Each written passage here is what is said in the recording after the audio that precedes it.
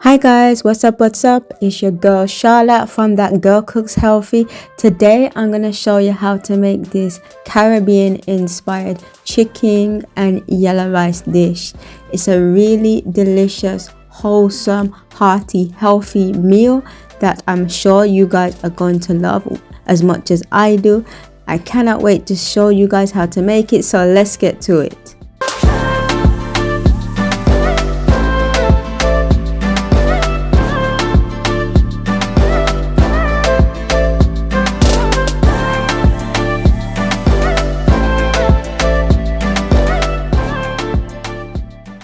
So these are the ingredients that you're going to need. You're going to need some chicken. I'm using boneless and skinless chicken thighs that I've cut into pieces, and I've also trimmed off the excess fat. You're going to need some 𝐘𝐞𝐝, also known as 𝐘𝐨𝐿 or 𝐘𝐈𝐧𝐠𝐿 depending on where you're from. You're going to need some bell peppers. I'm using some red and green bell peppers, but any color bell pepper works for this recipe. Some kale. I like to use callaloo, but I cannot always get callaloo, so then I have to fall back on using kale or spinach. But for this recipe, I prefer to just use some curly kale, some brown rice. You will need brown rice. Don't try to substitute with white rice because the ratio of liquid for this particular recipe works only for brown rice. I have some chicken stock, some carrots, onions, garlic scallion, all-purpose seasoning, pink salt, black pepper, some raw cane sugar for browning the meat, shadow benning, some curry powder, Scotch bonnet, thyme, and also some olive oil. So I have my chicken in a large bowl. I've already washed and prepared it according to how Caribbean people do it, how we do it. So the first thing I need to do is to season the meat. So I have the all-purpose seasoning, black pepper and pink salt. And what I'm going to do is I'm just going to coat that. So I'm going to use my hands just to completely coat all of that chicken, and then I'm just going to set it to the side.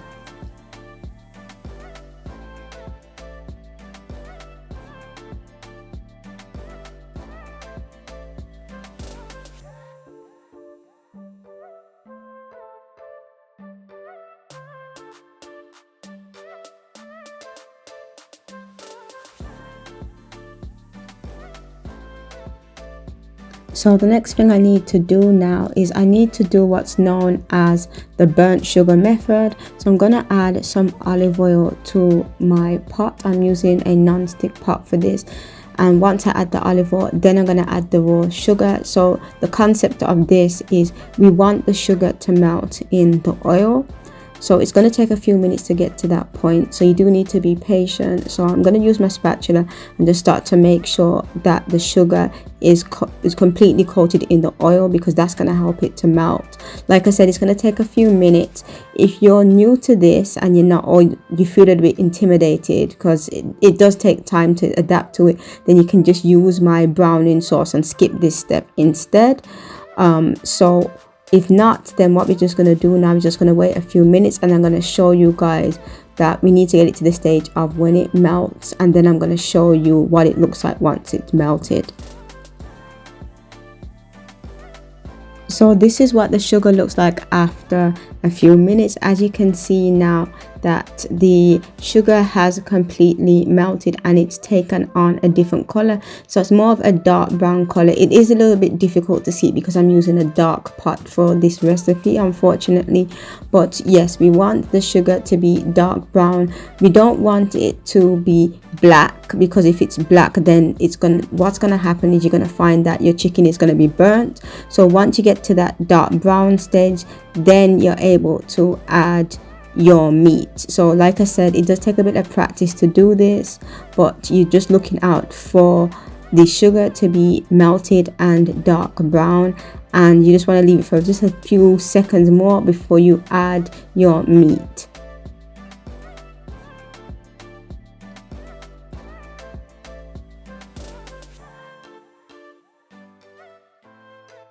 So I've added my meat. So the next thing I need to do now is I want to thoroughly cook the meat. So it's going to take some time to get to that stage. And what you will notice as well when you're cooking the meat is you're going to notice that it's going to extract its own juices. And what you want to do is you want to put it on high heat. But first of all, I'm just going to show you guys what the meat is going to look like before we get to the stage when it starts to extract its own juices. So just continue to cook until the meat starts to extract its own juices.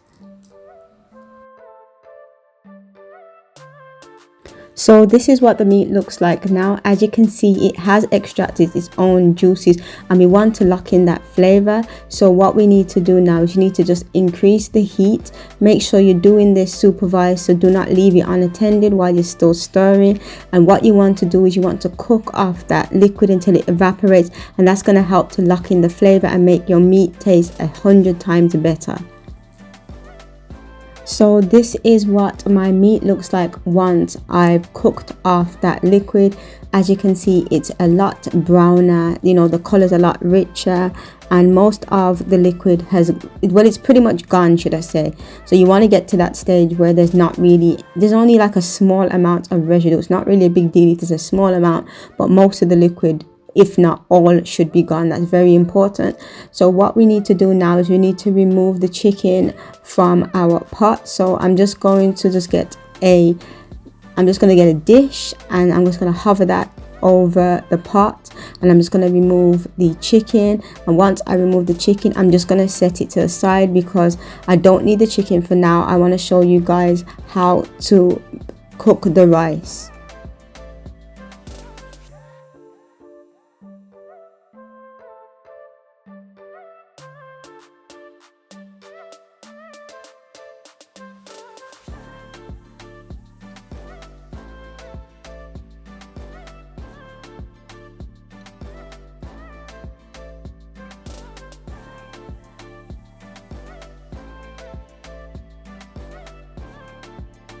So now I'm going to show you the next step to the recipe. So the first thing you need to do now is to add some more oil. So once we add some more olive oil, I'm then going to get my curry powder, and I'm just going to cook the curry powder for about, say, 30 seconds to a minute or so, and that's just going to break down in the oil. And then once I've done that, I'm gonna add my onion, garlic and scallion and cook that until it's soft and translucent. You might find that you might need to add a little bit more olive oil to the pan once you're cooking those ingredients. So just keep an eye on things. Start with a small amount of oil, like 2 tablespoons or so, and then if you feel that it's not enough because you don't want it to be sticking to the pan, then you need to add some more olive oil. So just add your onion, garlic and scallion and just cook them until they're soft and tender.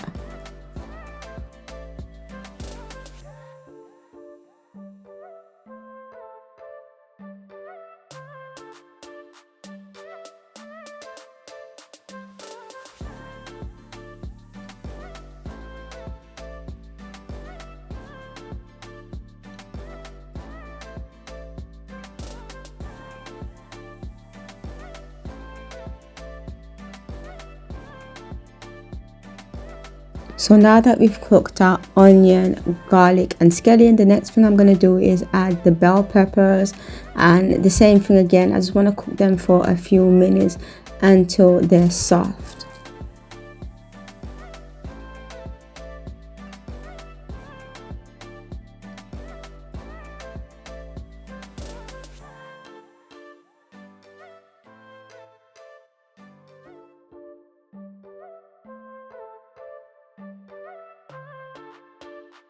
So now that the bell peppers are nice and soft, the next thing I need to do now is to add the rest of the ingredients. So I'm going to add the carrot followed by the 𝐘𝐞𝐝, and then I'm going to add my shadow benin followed by kale, and I'm also going to add my thyme as well.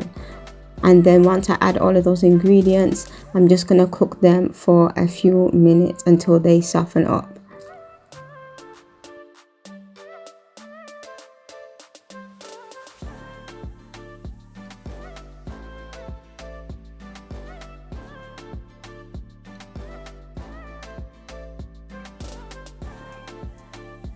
So the next thing you need to do is to add the brown rice and just spread it out a bit, and then you want to add the Scotch bonnet.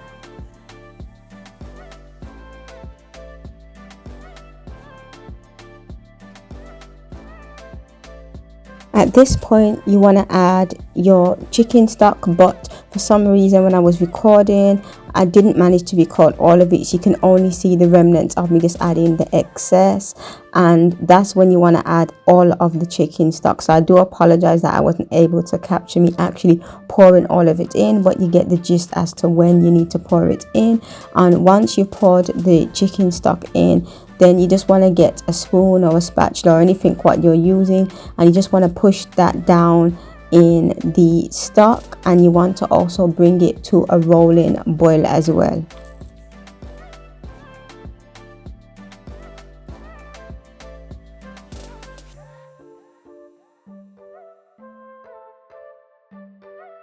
Now the pot has come to a rolling boil. You just want to put the lid on, and we just want the rice to cook through until it is nice and soft and fluffy. So you want to reduce the heat to low to medium.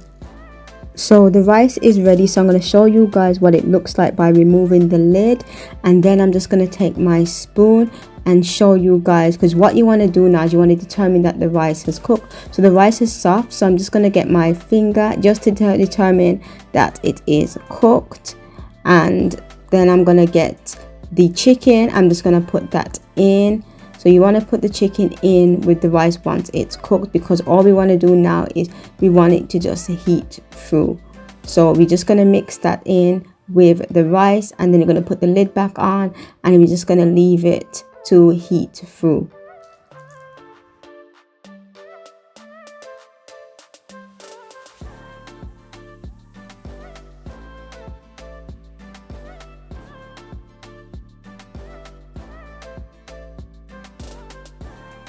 So the chicken has heated through after a few minutes, so I'm going to remove the lid, and then I'm just going to add some black pepper and pink salt, and I'm just going to fold that in with the chicken and rice combination.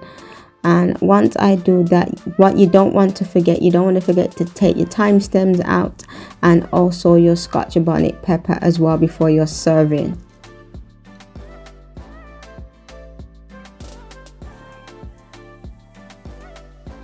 So that's how you make chicken and yellow rice. Hopefully it will be a family favorite like it is for us.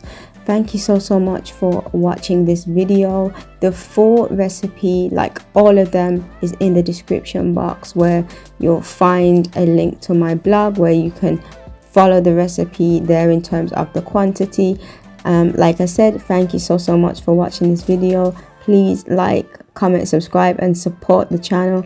Do appreciate any type of support. So I will catch you guys on the other side.